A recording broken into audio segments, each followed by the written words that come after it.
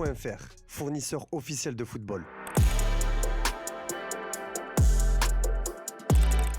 Bonjour à tous et bienvenue dans ce nouveau JT Foot Mercato. Comme chaque lendemain de journée de Ligue des Champions, on commence avec l'équipe type Foot Mercato de la semaine. Si certaines rencontres ont déçu par rapport à leurs attentes, certains joueurs ont tout de même montré l'étendue de leur talent. À commencer par le portier de Bilbao, Unai Simon, impérial face au PSG. En défense, Grimaldo, auteur du but égalisateur de Leverkusen, et surtout Hanan Kalaili, double buteur et omniprésent face à l'OM, sont logiquement récompensés. Autre double buteur dans cette journée, Jules Koundé occupe la charnière centrale aux côtés de Josko Gvardiol, très solide face au Real. Au milieu, un duo inédit et qu'on ne reverra pas forcément de sitôt puisque nous installons Richard Rios du Benfica Lisbonne, auteur d'un but et d'une passe décisive lors de la belle victoire face à Naples, et Bernardo Silva que nous n'avions pas vu aussi étincelant depuis un bon moment. Dans ce 4-2-3-1, place désormais au milieu offensif avec Charles De Ketelaere comme premier maillon. À ses côtés, prime au plus beau but de cette journée avec Noni Madueke qui occupe le couloir droit. De l'autre côté, le Brésilien Rodrigo, très en jambes hier soir, mérite aussi sa place. Enfin, faute de neuf vraiment brillant, l'Olympien Mason Greenwood est positionné un cran plus haut.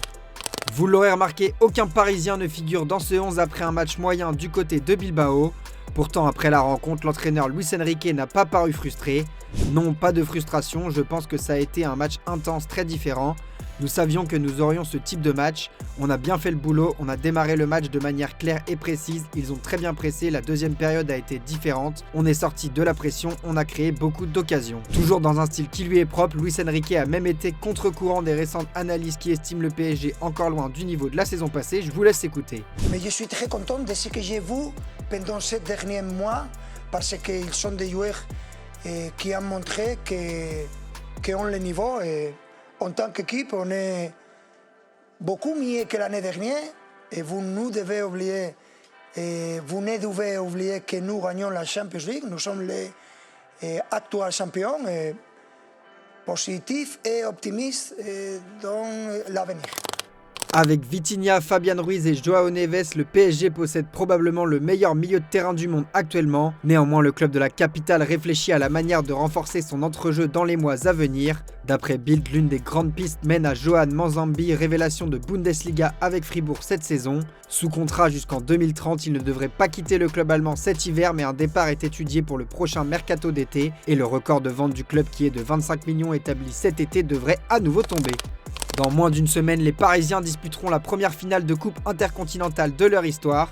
S'il faudra attendre quelques jours pour connaître l'adversaire des Parisiens, le coach du PSG semble avoir sa préférence et l'a confié au micro de TNT Sport Brésil. Nous connaissons bien Flamengo, c'est une équipe de qualité, expérimentée et bien entraînée, mais je préfère affronter le Pyramide FC. Si vous vous posez des questions sur cette nouvelle compétition pour le PSG, ça tombe bien, on vous a sorti aujourd'hui une vidéo sur la chaîne Foot Mercato FC, je vous invite à aller checker ça. Plus au nord, l'actuel leader de Ligue 1, le RC Lens, vit des jours heureux et comme nous vous le révélions il y a 48 heures, le mariage entre le RC Lens et Amadou Haïdara est imminent. Le milieu de terrain du RB Leipzig va bien poser ses valises en Artois. Séduit par le projet et la perspective d'évoluer avec son coéquipier en sélection Mamadou Sangaré, le natif de Bamako a accepté de consentir d'importants sacrifices financiers pour boucler l'opération. Alors que les derniers détails administratifs se règlent entre les deux clubs, les contours financiers de ce gros coup se précisent. Selon nos informations, Lens va débourser la modique somme de 2 millions assorti d'un bonus d'1 million d'euros lié à la performance pour s'attacher les services de l'international de 27 ans. Un montant dérisoire pour un élément encore estimé à 12 millions d'euros sur Transfermarkt et même 21 millions il y a un an. Toutefois, il faudra patienter avant de voir le Malien à l'œuvre sous la tunique sang et or puisque Haïdara s'envolera dans les prochains jours pour disputer la CAN avec le Mali. Dans l'autre Racing, les jours sont un peu moins heureux et notamment pour Emmanuel Emega. Suspendu par son club la semaine dernière en raison de son attitude, Liam Rosenior a donné des nouvelles du buteur néerlandais et elles ne sont pas bonnes. Il a indiqué que le numéro 10 alsacien sera malheureusement absent pour 6 semaines comme cela a été relayé par les dernières nouvelles d'Alsace. S'il ne donne pas la raison exacte de la blessure, le coach alsacien a parlé d'une pointe à la cuisse et son retour est désormais attendu pour le mois de janvier 2026. À l'étranger, ça sent pas bon pour Kylian Mbappé, blessé et resté sur le banc hier soir lors de la défaite face à Manchester City. Le Français pourrait également manquer la rencontre face à Alaves selon Marca, qui précise qu'il est très incertain. La publication espagnole ajoute même que sa présence semble compromise et Xabi Alonso ne prendra aucun risque avec sa star. Ce serait un nouveau coup dur pour le Real et Xabi Alonso de plus en plus en délicatesse. Chez l'adversaire du soir, en revanche, l'heure est plus à la fête et un joueur a notamment marqué les esprits. Il s'agit de Ryan Cherki. Titulaire pour la première fois en Ligue des Champions avec City, l'ancien Lyonnais a conquis les médias britanniques notamment. Pour le Daily Mail qui lui attribue la note de 7 dans son édition du jour, il a offert une meilleure protection à Nunez au fil du match. Il aurait pu concrétiser davantage certaines occasions en contre-attaque. Enfin, de son côté, le Manchester Evening News est dithyrambique. Manchester City a peut-être enfin trouvé son prochain Riyad Mahrez après la victoire contre le Real Madrid, titre le média anglais avant d'enchaîner. Cherki rivalise sans doute avec Phil Foden pour le titre de joueur dont le toucher de balle se rapproche le plus de la perfection de Mahrez. Et ce soir, il a fait preuve de cette mentalité de guerrier qui a rendu l'ailier si cher à Guardiola.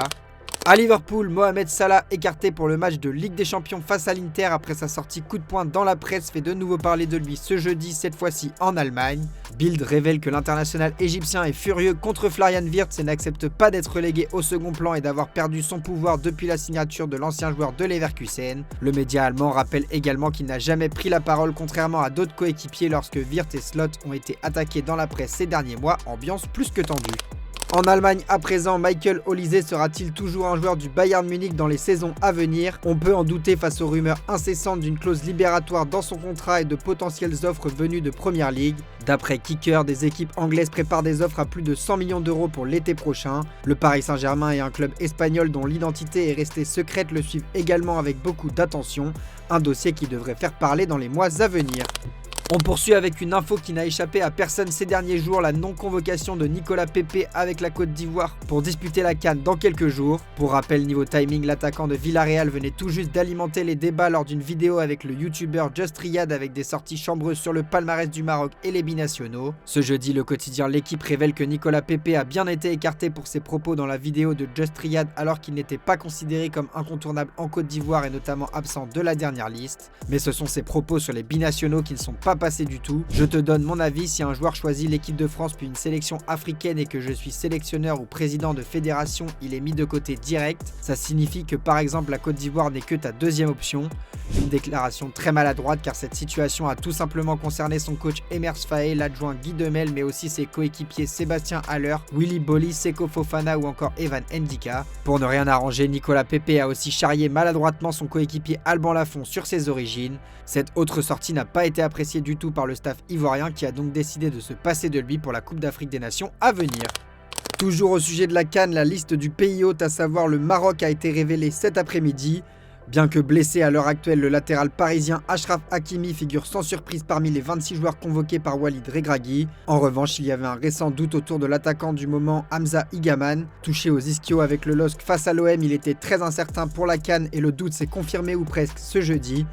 Pas complètement remis, le Lillois est dans la liste des réservistes pour la compétition. Pour le reste, pas vraiment de surprise à souligner. En défense, Romain Saïs fait bien son retour pour apporter son expérience avec Naïef Aguerd. Le jeune Abdelhamid Aïd Boudlal est aussi appelé au milieu du classique avec Asdin Ounahi, l'ancien Havrais Oussama Targaline ou encore l'ancien Lensois Neil El Ainaoui. Pour les attaquants, Walid Regragui avait le choix et il a tranché en faisant confiance à Ayoub El Kaabi, Youssef En Nesseri et Soufiane Rahimi en pointe. Elias Benseguir, Abdé Eze, Ilyas Ako ou encore Shemsdine Talbi sont également présents, tout comme Brahim Diaz ou encore Ismaël Saïbari. Si Hamza Higaman venait à être apte, un défenseur central pourrait probablement être écarté puisque la liste comporte 5 centraux. Et justement au sujet d'Higaman, selon nos informations, les premiers examens passés avec le LOSC laissent entendre qu'il sera absent environ 3 semaines et non pas 5 comme l'info circulait sur les réseaux ces derniers jours. D'autres examens sont attendus pour savoir s'il sera apte ou non à participer à la compétition. En attendant, l'attaquant du LOSC va se rendre au Maroc pour participer au stage et le staff marocain tranchera par la suite.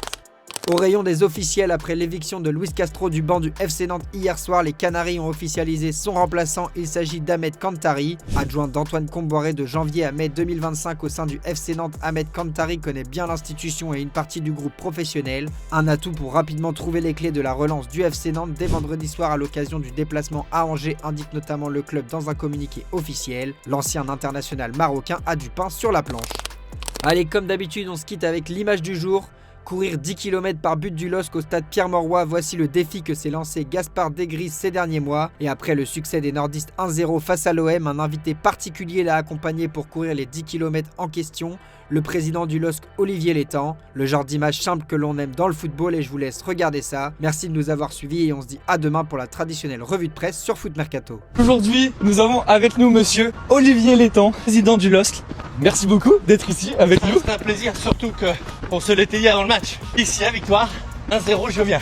5-0, je sais pas si je viens. Respect à vous, monsieur Létang, parce que je ne sais pas combien de présidents de Liga auraient accepté de venir courir autour d'un stade comme ça avec un supporter après une victoire. On peut lancer le pied à tous les autres présidents.